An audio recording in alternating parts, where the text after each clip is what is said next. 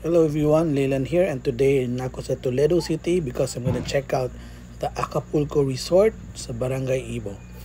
So this is the reception area of the resort, and over here is the restaurant na siya dine-in options. Pwede po siya mag-alfresco overlooking sa swimming pool.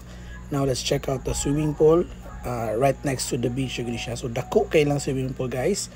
I'm not sure how many pools na sa akong last nga naihap, it's around 3 pools. So napaslide-slide, napay pang kids, and then napa siya island leading straight to the beach. So amazing kita naon. And then mula bang katong murag bridge, you will get to the other side of the resort nga nalapid-pid sa baybayon. So here you can stay, na po siya dako nga hall para sa kanang big groups, and dako pagig space pang lakaw-lakawan to enjoy the amazing view. Now near the end of the resort, upadan ka, you will see the playground, and then dagang spots for relaxation, and napos like gamay nga private beach, brown sand. So it's not white sand kay pamugina ang sand sa sa Toledo City, but it's nice and clean. So dako pug space, na garden, and mo mga accommodations guys, nindot kayo. So this is our suite, the Monte Carlo Suite 101. So it's on the second floor, but okay, okay, the stairs are so nice. Let's check it out. So this is what our suite looks like. This is the Monte Carlo suite. Indot siya na siya 2 rooms over there, 1 and 2. And as soon as you enter, na rack for your slippers. Dagan siya gi-provide ng slippers. And we have our mini kitchen over here. Nice stove, guys. Na microwave oven. Na toaster. Lots of space for the cupboards. We've got the ref over here. Nice. 2 doors. And then plenty of space for your stuff. Daghang mga cabinets, guys. Then na po yung mini counter over here with high chairs. Nice service water. 6 kabuok. We got 6 cups, my kettle, and free coffee and creamer and sugar, of course. And my mini living room. So there's a big sofa, my table, the big screen TV, free pass, free Wi-Fi, and it's a smart TV. Wala pa naman na turn on.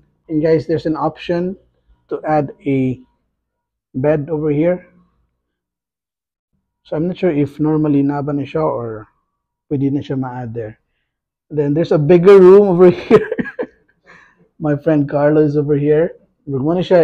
This is a double bed, by, right?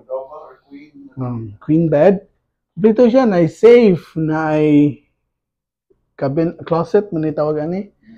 There's another closet over here. The good space, guys. There's an ensuite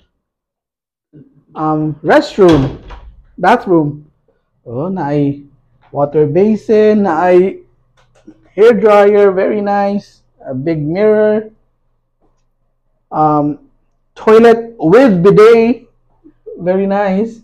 And hot and cold shower. So this one is smaller, but it has 2 beds. My friend here is scattering. There's another bed. Mas dako na siya sa duha. So pwede jud makasulod diri og 3 people. And ay dako nga cabinet na pod over here.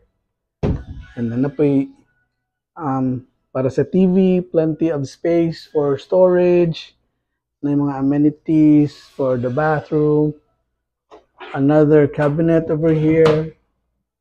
Look at the space, guys. I heard that the entire suite is only around 6,000 pesos. So sulit kay for an entire family. Ang masulod dali, 3 from this room, may usa sa sala, 4. Pwedeng duha dito sa queen bed, 5, 6 gilay. 6 ang masulod. So pwede ba magsikit-sikit, bro? So this is sulit. This is in Toledo City, guys. Cebu. Wow. Nice kayo, nice. This is the view of the garden. Look at that. Narito ang dagat, and the swimming pool is over there. And a playground for the kids. And nadara ang Murag Beach. So mo to guys, ang Acapulco resort here sa Ibo, Toledo City. So makita kita ta later guys. Bye.